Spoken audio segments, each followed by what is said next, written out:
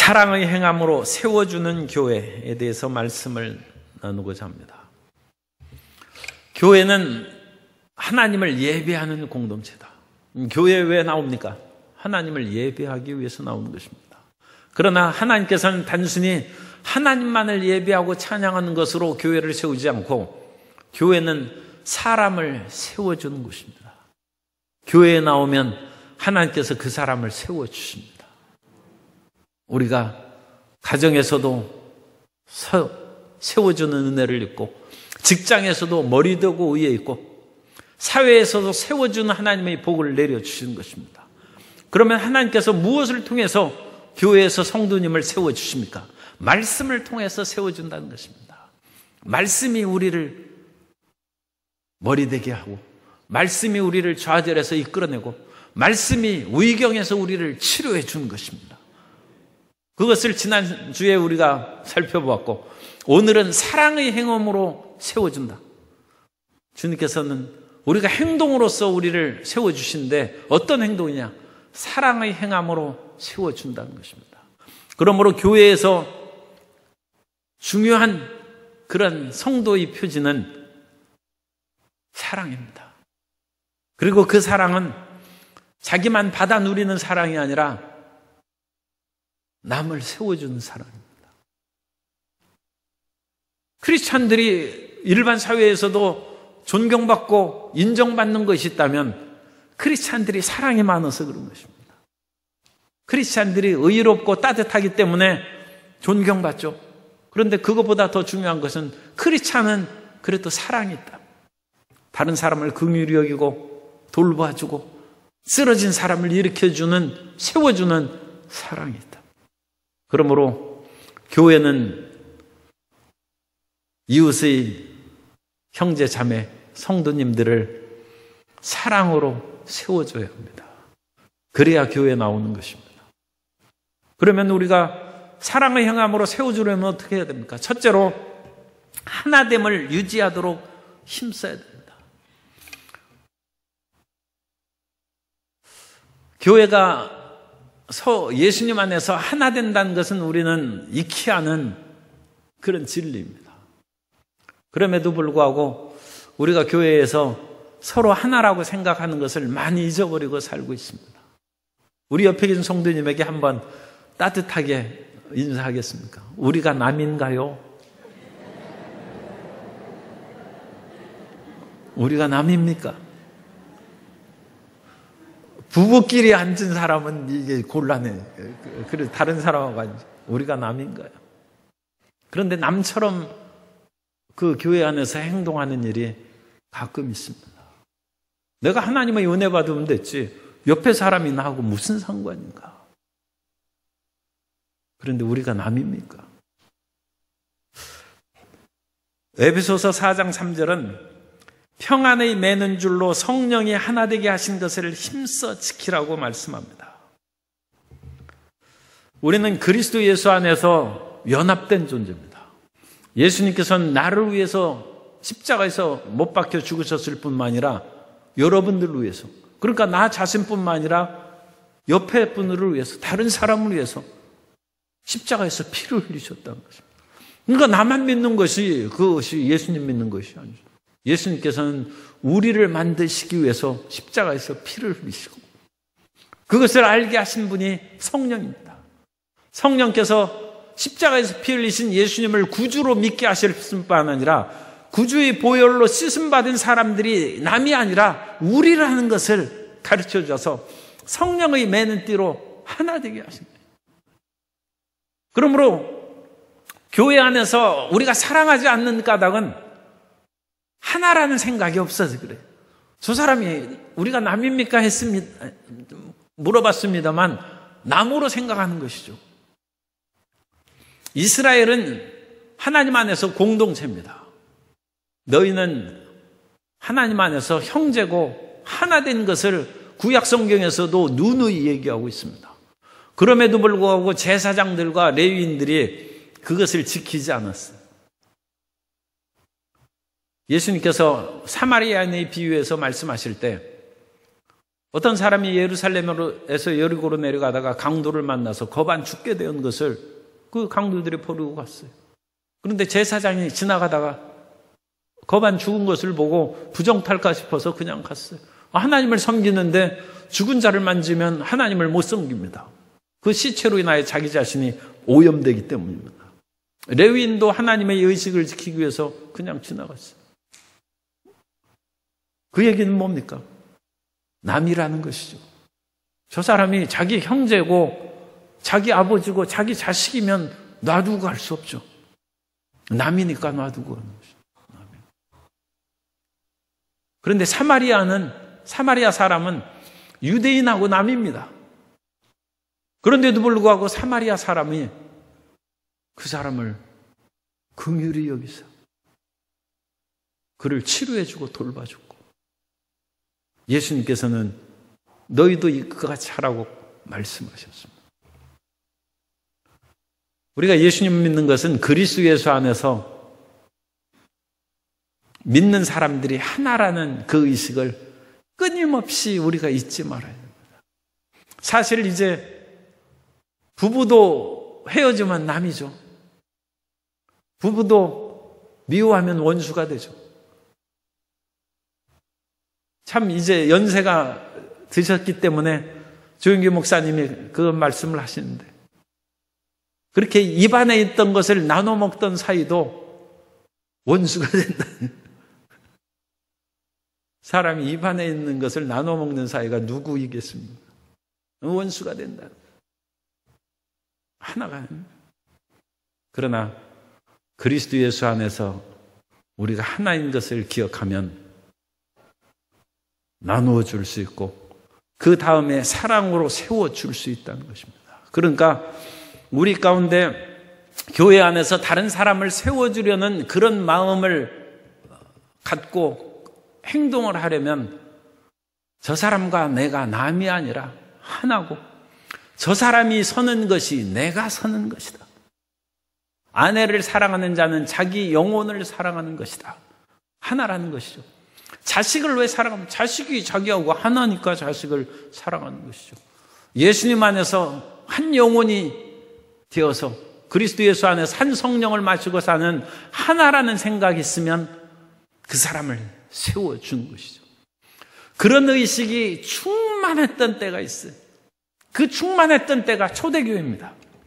사도행전 4장 32절에 보면 믿는 무리가 한 마음과 한 뜻이 되어 모든 물건을 서로 통용하고 자기 재물을 조금이라도 자기 것이라 하는 이가 하나도 없더라.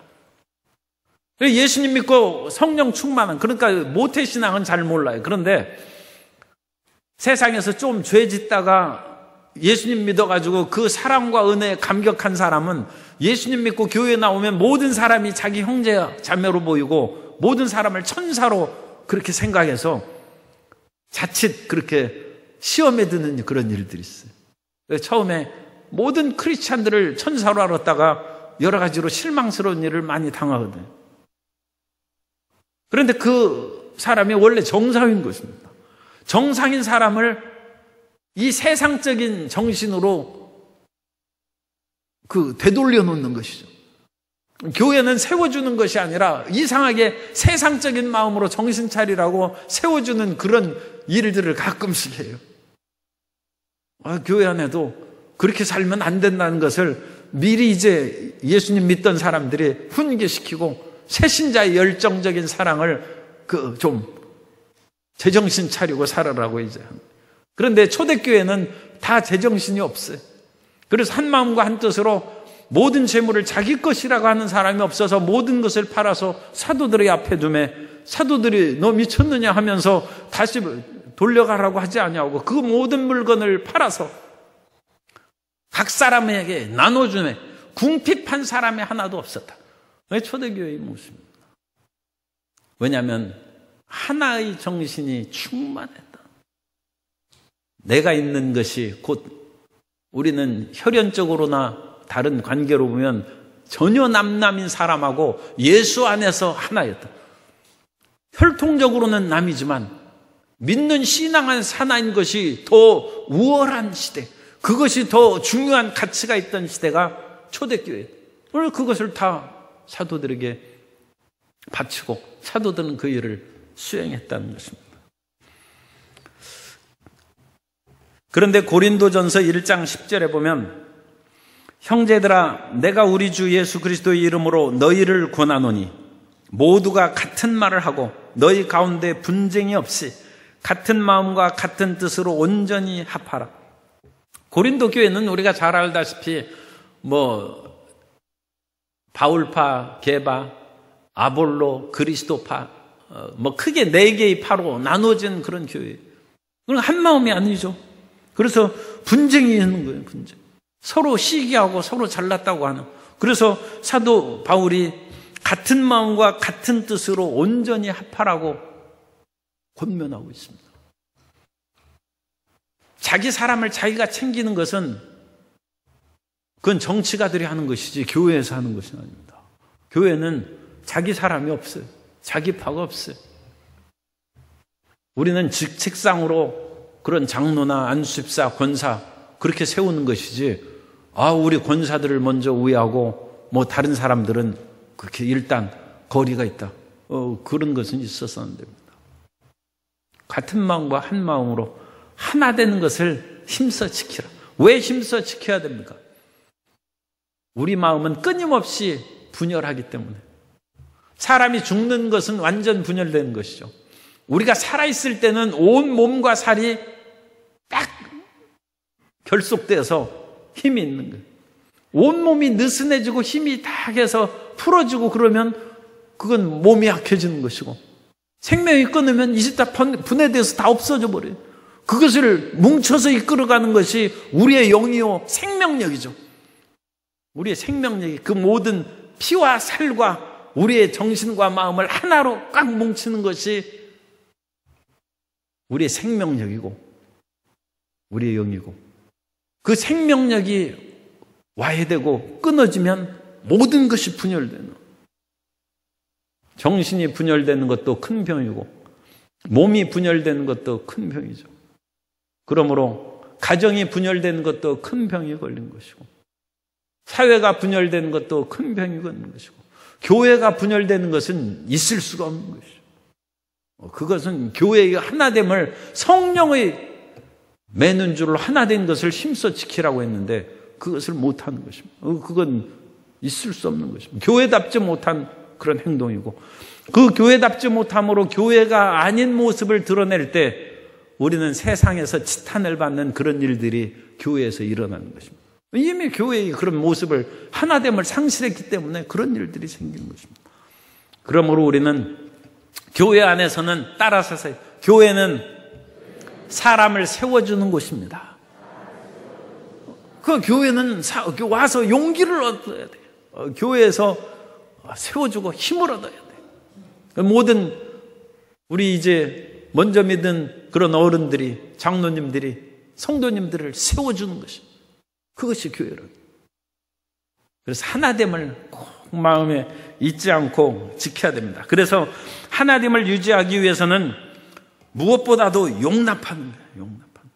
에베소서 4장 2절에 모든 겸손과 온유하고 오래 참음으로 사랑 가운데 서로 용납하고. 세상에 잘못되는 일이 얼마나 많습니까? 우리 눈에 거슬리는 것이 부지기수입니다. 교회 아니라고 그것이 없을 수가 없죠. 그러므로 사랑 안에서 서로 용납하라. 대가족이 살던 집에 얼마나 많겠어요. 사람들이 서로 문제. 증조 할아버지 밑에서 대가족이 살아가는 집에 조용한 거예요. 거기에는 그야말로 삼촌도 있고 당수까지 있는. 그런데도 그 집이 평안한 거예요. 매일 싸우는 집에 그 가장이 어느 날 그 평안한 대가족의 집 어른을 찾아와서 도대체 이렇게 화목하고 하나가 된 비결이 무엇입니까? 어찌 이 집은 싸우는 사람들이 없습니까? 그러자 그 집 이제 어른이 그 찾아온 질문한 사람을 데리고 뒷뜰에 가서 그 집이 이제 온 가족이 다 사니까 거기에서 작은 정자가 있는 거예요. 거기에 데리고 가서 그 정자에 쓰여있는 글을 읽으라고 하는 거. 그 글에 뭐라고 써있느냐. 백인당. 100번 참는 집. 백인당. 사람이 참아야지 하나가 되지. 참지 않으면 하나가 못 됩니다. 용납하는 거. 관용으로. 용납하고. 그 용납하는 것보다 더 크게 나아가는 것이 용서하는 것입니다. 용납하는 것은 아직 크게 죄라고 할 수 없는 그런 일, 서로 간의 갈등의 상태에서 받아들이는 것이고, 용서하는 것은 이미 죄를 진 것이죠. 그 죄 진 것을 용서하는 것. 그래서 우리가 이해하고 용납하고 용서하라. 그래야 하나 된 것을 지킬 수가 있습니다. 우리가 사랑으로서 이와 같이 하나 된 것을 지키고 살아가면 형제를 두 번째 이제 드러내서 세워줄 수가 있습니다. 두 번째, 우리가 교회 안에서 사람들을 세워줄 수 있으려면 저 사람이 내 형제라는 형제를 나타내야 됩니다. 성도들 가운데 저 사람이 남이 아니라는 거예요. 우리의 형제다. 로마서 12장 10절에 형제를 사랑하여 서로 우애하고 존경하기를 서로 먼저 하며, 여기서 형제가 당연히 크리스찬 형제를 말하는 것이죠. 예수님 안에서 물론 자매라고 해도 상관없습니다. 형제 자매가 서로 사랑하여 우애하고 존경하기를 그렇게 먼저 하면서 어울릴 때 사람을 세워주는 교회가 됩니다. 사람을 깎아내리고 무너뜨리는 교회가 되어서는 안 됩니다. 그것은 교회 공동체를 말합니다. 작은 구역 예배에 있어서도 사람을 깎아내리고 무너뜨리는 그런 예배가 돼서는 안 되고, 그것도 작은 교회죠. 그 안에서 그 사람을 세워주는 그런 모임이 되고 예배가 되고 그런 작은 교회가 돼야 되는 것입니다. 그래서 형제 우애하고 형제가 서로 사랑하면 저 사람이 나하고 같은 형제라는 거예요. 그런데 형제라는 인식이 어떻게 생기느냐. 예수님 서로 믿는다고 이제 형제라는 그 인식을 우리가 억지로 가지는데, 그것은 우리의 영적이고 정신적으로 그 마음을 갖는 것이고, 실질적인 형제 우애가 싹 트는 것은 밥을 같이 먹는 것입니다.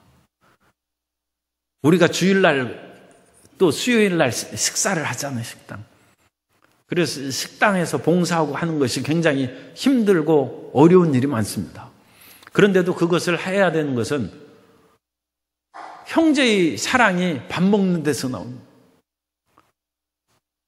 우리가 한솥밥 식구라고 그러지 않습니까? 이 식구라고 하는 것은 밥 먹는 거예요. 밥 먹는 입이에요. 그러니까 자기 자식이라고도 밥 안 먹고 같이 산 사람은, 이것도 이런 말을 하는 것은 반대된 얘기는, 거반 남처럼 보여요. 거반. 밥을 같이 안 먹는 사람은 절반은 남처럼 돼요. 그래서 형제 사랑이 없다 그러면 오늘은 늦었으니까 식사하시지 말고 내일부터 식사하는 것은 서로 식사를 같이 하는 것입니다. 그래서 형제 우애를 나타내는 것의 중요한 성경의 가르침은 대접하라는 것입니다. 로마서 12장 13절에 보면 성도들이 쓸 것을 공급하며 손 대접하기를 힘쓰라. 베드로전서 4장 8절 이하에 보면 무엇보다도 뜨겁게 서로 사랑할지니 사랑은 허다한 죄를 덮느니라. 서로 대접하기를 원망 없이 하고, 서로 뜨겁게 사랑하고 사랑으로 허다한 죄를 덮는데 같은 한솥밥 동지가 그 일을 수행합니다. 그래서 식사를 같이 하는 것이 그게 보통 일이 아닙니다.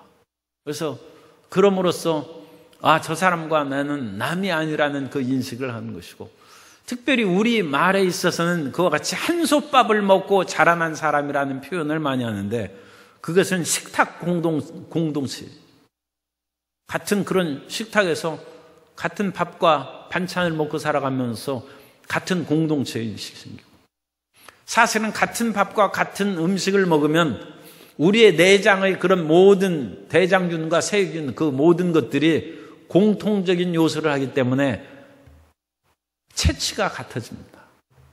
체취가 다른 동물은 잡아먹어요. 남이기 때문에. 서양 사람들이 우리하고 다른 체취를 내는 것은 그 사람들이 버터와 치즈를 먹어서 다른 음식 먹어서 그래요. 그 사람들이 우리하고 체취가 같아지려면 같은 김치하고 같은 음식을 먹으면 그것이 여러 날 지나면 없어지죠. 그런데 그것이 빠지려면 오래 좀 시간이 걸려요. 옛날 군대에서는 뭐 훈련시키고 그럴 때 커피도 못 마시고 커피물을 빼야 된다. 사회적인 그런 잘못된 그 인식을, 사회인으로서의 인식을 빼고 군인으로서의 정신을 갖기 위해서는 커피물을 빼야 된다는 거예요. 그래서 땀을 흘려서 커피물을 뺐는데 오래되면 물이 빠지는 거예요. 사람의 체취도 빠집니다. 그런데 그 음식을 같이 먹고 공유하고, 성도 여러분이 미국 사람하고 똑같이 냄새 나려면 미국 사람처럼 마늘 먹지 말고 김치 먹지 말고 치즈 먹고 버터 먹고 똑같이 그렇게 살아가면 그 사람하고 같은 냄새가 나요. 식탁의 공동체. 그래서 그 사람하고, 그건 육체적인 그런 상황을 이제 얘기하는 것입니다만, 서로 대접함으로 체취를 같이 하는, 그리고 서로 대접함으로 마음을 같이 하는. 사람이 그 사람하고 사귀지 싶지 않으면 약 한 1m를 떨어져 앉아야 됩니다. 뭐 그것도 과학적인 그런 보고서가 그 오래전에 나왔기 때문에 요즘에는 어떻게 정확하게 얘기하는지 몰라도, 제가 가끔 그냥 약간 재밌으라고 결혼 주례할 때 30cm 이상 떨어져 자지 말라고 그렇게 얘기를 합니다. 그런데 1m 이상 떨어지면 그 사람과 나와의 파장이 융합되지 않습니다. 가까워지지 않습니다. 가까워지려면 식탁의 밥상 공동체에서 50cm 안에 앉는 거예요. 너무 멀리 떨어져서 그것은 황제하고 식사하는 거예요. 황제하고는 결코 가까워지지 않는다는 것을 기억하시기 바랍니다. 아무리 진수성찬이 있어서 그렇게 앉는다 할지라도 1m 이상 떨어져서 황제하고 식사하면 그 사람은 남남해요. 대접하기를 같이 함으로써 그 안에서 서로 마음이 어울리고 심적인 파장이 서로 공조를 이루는, 서로 어울려요. 성경에 형제 우애를 나타낼 때 서로 대접하라는 말을 많이 합니다. 히브리서 13장 1절 이하에도 형제 사랑하기를 계속하고 손님 대접하기를 잊지 말라. 이로써 부지 중에 천사들을 대접한 이들이 있었느니라.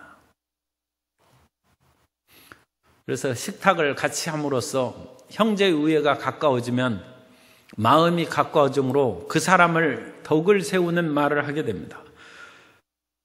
데살로니가전서 5장 11절에 보면 그러므로 피차 권면하고 서로 덕을 세우기를 너희가 하는 것 같이 하라.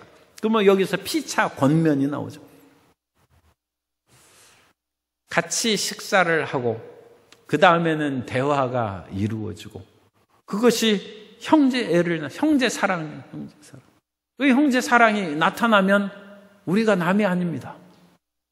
그러므로 사랑으로서 그를 세워줄 수 있는 것입니다.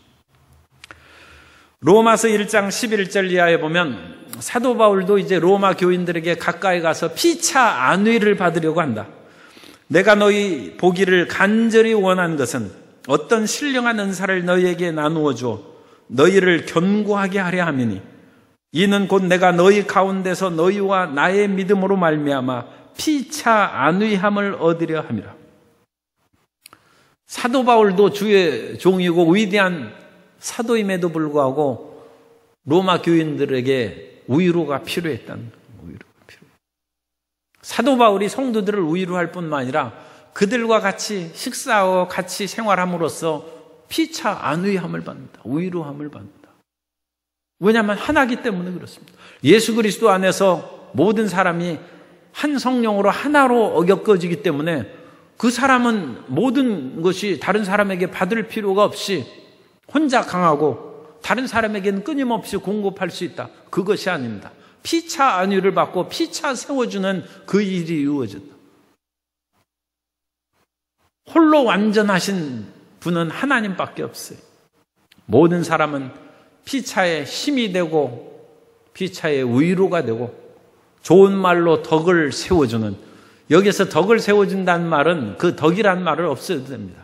서로 간에 서로를 세워주는 모습. 저 사람을 만나면 나를 세워준다. 그 사람은 친해집니다. 그런데 그 사람만 만나면 나를 깎아내려. 그래서 만나면 세워주는 것은 좋은 것만 얘기해야 돼.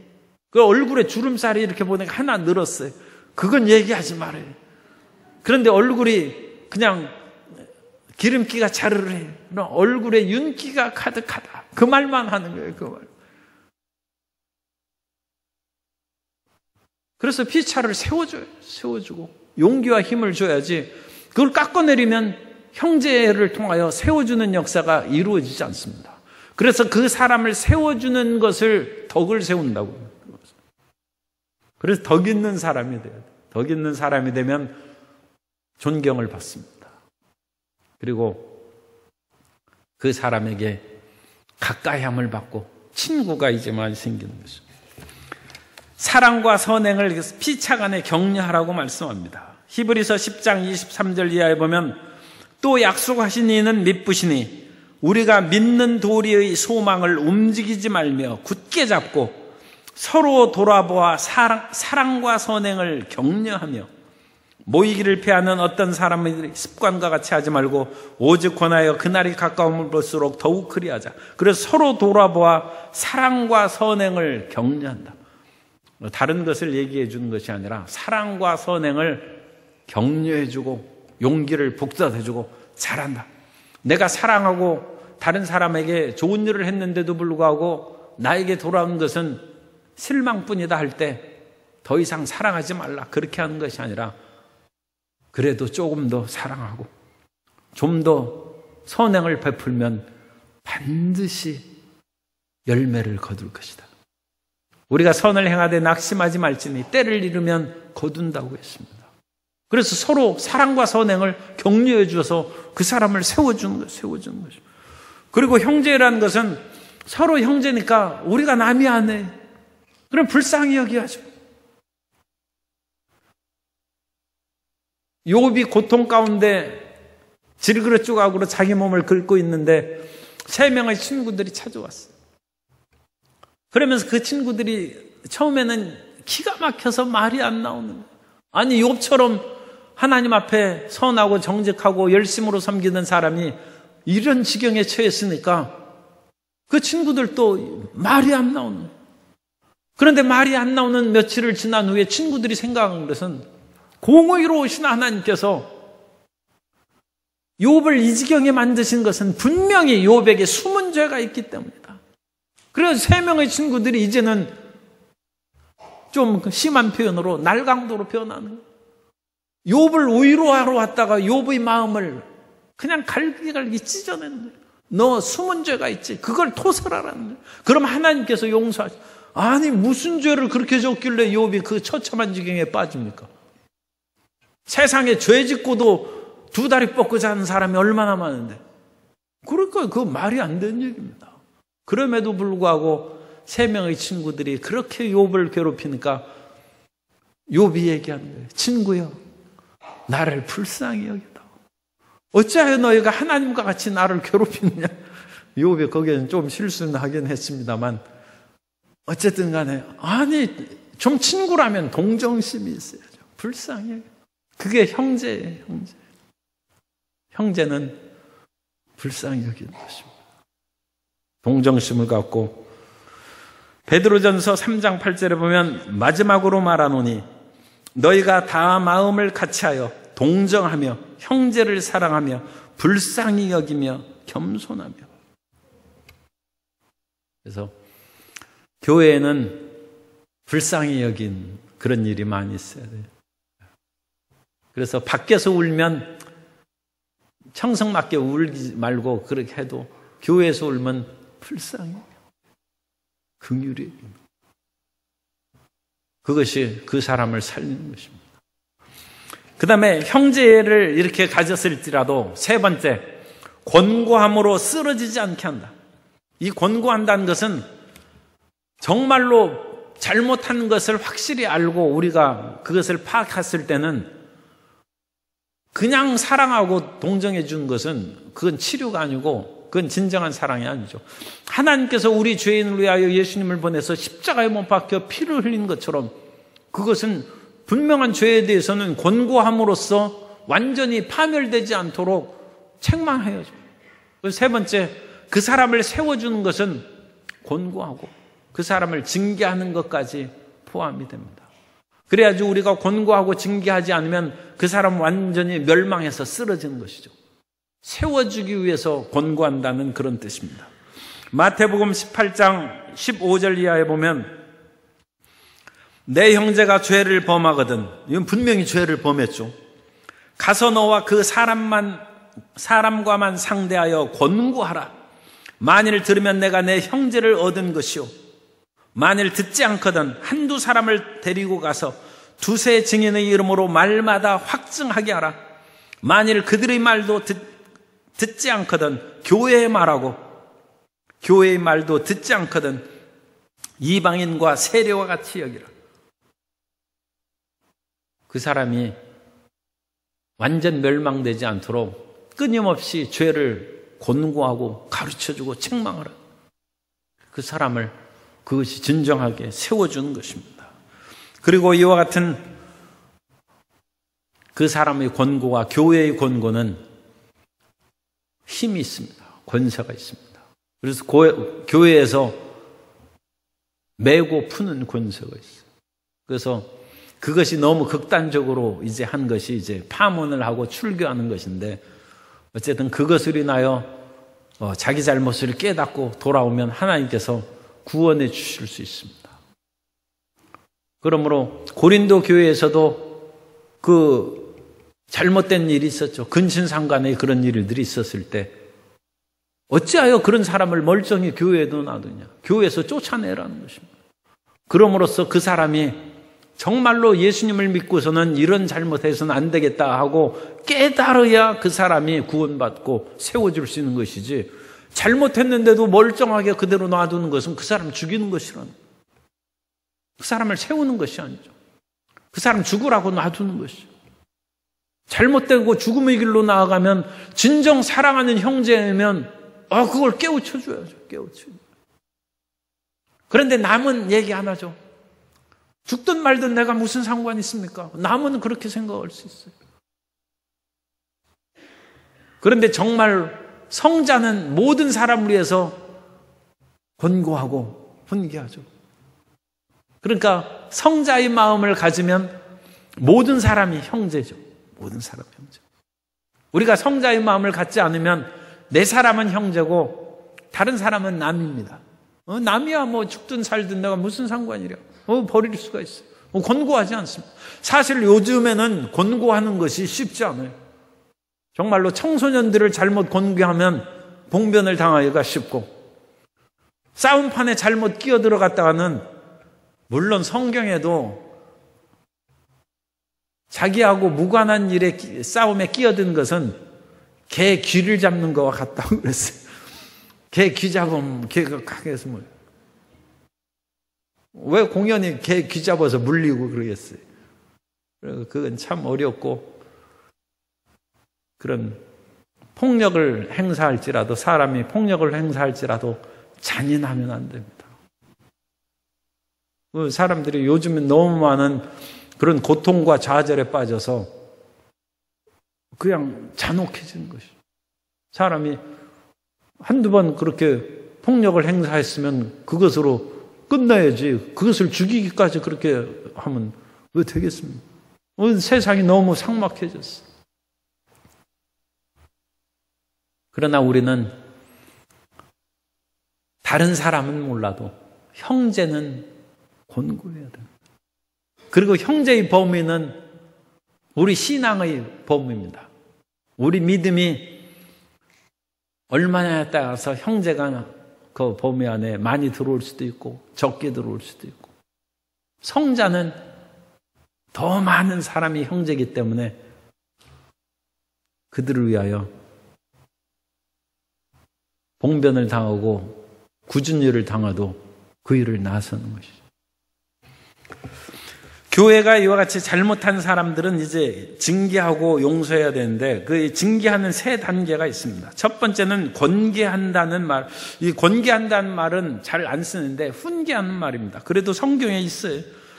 데살로니가전서 5장 14절에 보면 또 형제들아 너희를 권면하노니 게으른 자들을 권계하며 마음이 약한 자들을 격려하고 힘이 없는 자들을 붙들어주며 모든 사람에게 오래 참으라. 일 안 하고 놀고 먹는 사람을 권계하라고 했어요. 권계하는 것은 영어 단어로는 원이라는 거, 워닝, 권계하라는 거. 훈계하라는 거, 훈계. 게으른 자는 개미한테 가서 일하는 것을 배우라는 것입니다. 그리고 우리는 부지런히 일해야 돼, 부지런히. 그래서 일하는 그 모든 것들은 하나님께서 우리를 축복하신 것입니다. 그리고 그리스도 예수 안에서 땀 흘려 일할 때 하나님께서는 그 땀방울이 금방울로 변할 수 있도록 복을 주시는 것입니다. 우리는 더 이상 저주 아래 있지 않기 때문에 저주의 땀을 흘리는 것이 아니라 성실의 땀을 흘리는 것이고 그 모든 것이 쌓여서 풍요한 복으로 주님께서 채워주실 것입니다. 그러므로 게으른 자는 권계하라는 거예요. 권계. 그런데 게으른 자를 아무리 권계하고 또 죄 지은 자를 그렇게 경고하고 말을 했는데 안 들어요. 할 수 없이 우리는 그 사람하고 악수하지 말아야 돼. 두 번째가 회피하는 거예요. 회피하는 거. 권고받지 않는 자에게서 떠나라. 그 avoid라는 단어, keep away. 그 사람하고 멀리 하는 거예요. 이렇게 보면 너무 가까이서 보는데 피하고 그러면 우리도 그런 당심장이 아니기 때문에 하기가 어려울 수 있어요. 그러니까 멀리서 봤을 때 싹 피하는 것이 좋아요. 어떤 사람을 피하느냐? 내가 싫은 사람을 피하는 것이 아니라 죄 지었는데도 권면을 듣지 않는 사람을 피하라는 거예요. 그럼 그럼으로써 그 사람이 반성하도록 하는 거예요. 그 사람을 우리가 미워해서 그런 것이 아니라 당신이 여전히 죄 짓는데도 손잡고 어울려 다니면 그 사람이 죄를 알겠습니까? 내가 한두 번 권면한 것도 그 지나가는 말로 우습게 하는 것이. 그럼 되겠어요. 그러니까 먼저 권계해야죠. 당신이 이러이러니 했으니까 그거에 대해서 회개하지 않으면 내가 당신하고 악수 안 하고 모른 체 할지라도 당신은 그거 살아야 된다. 그리고 나서 우리 마음을 독하게 먹어야 돼. 그래가지고 이렇게 멀리서 딱 본다. 고개 돌리고 그냥 가는 거예요. 그게 성경적이에요.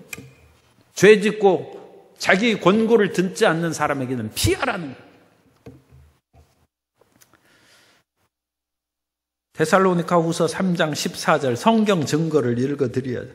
누가 이 편지한 우리 말을 순종하지 아니하거든 그 사람을 지목하여 사귀지 말고 그로 하여금 부끄럽게 하라.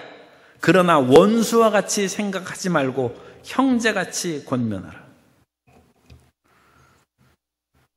그리고 고린도전서 5장 2절 이하에 보면 그리하고도 너희가 오히려 교만하여져서 어찌하여 통한이 여기지 아니하고 그 일을 행한 자를 너희 중에서 쫓아내지 아니하였느냐. exclude, 배척한, 쫓아내서 권고함으로 그 5절에서는 말씀합니다. 그럼으로써 그 사람이 혹시라도 육신은 멸망당할지라도 영은 주 예수의 날에 구원을 받게 하려 함이라. 그렇게 말씀함으로 교회에서도 이와 같은 권면의 단계가 있습니다. 한두 번 권면해서 안 들면 어울리면 안 돼. 따돌림. 그야말로 왕따를 시키는 것은 합당한 사유 없이 따돌리는 것이 그게 잘못된 왕따죠. 그러나 합당한 잘못이 있으면 그 사람을 그것으로 인하여 반성할 수 있도록 좀 격려를 시켜야 돼. 그리고 회개할 수 있도록. 그런데도 회개하지 않으면 쫓아내라. 왜 쫓아내느냐? 그 사람 죽으라고 쫓아내는 것이 아니라 마지막 날에 그래도 영혼이라도 구원받을 수 있도록. 그래서 교회 안에서의 이런 형제 사랑으로 말미암아 권면. 형제 사랑으로 권계하는 단계가 있고, 네 번째로는 교회 안에서는 서로 섬기는 것입니다. 서로 섬기는 것이다. 그래서 서로 종노릇하라고 말씀하고 있습니다. 누가복음 22장 27절에 보면 앉아서 먹는 자가 크냐 섬기는 자가 크냐, 앉아서 먹는 자가 아니냐, 그러나 나는 섬기는 자로 너희 중에 있느니라.